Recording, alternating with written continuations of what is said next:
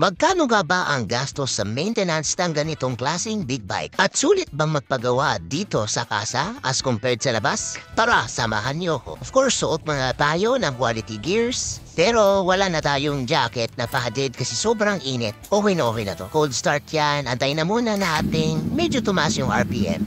And don't forget kapag nakapaddock stand na gamitin ang side stand.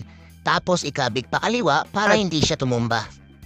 Ayan, paadsa tayo. Naging smooth naman ang biyahe ko from San Mateo to Makati. After ng ilang minuto ay narating ko rin ang kasa. Isang malaking shoutout nga pala kay Sir Encho Martin na contact natin dito sa Suzuki. So general check-up tayo o PMS. So ang gagawin dyan ay change oil. Napagdesisyonan ko na rin na magpalit ng coolant. Of course, mga typical na adjustments tulad ng adena, yung lever, medyo matigas. I-adjust nila yan. Kung tutuusin, ang gastos ko ay 7,990.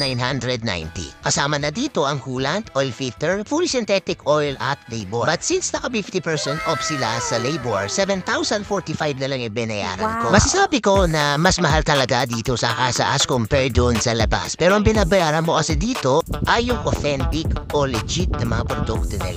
And of course, ang pinaka-importante ay ang expertise ng mga mekaniko dito na nakakasiguro ka na wala kang magiging aperya kapag ikaw ay bumiyahe.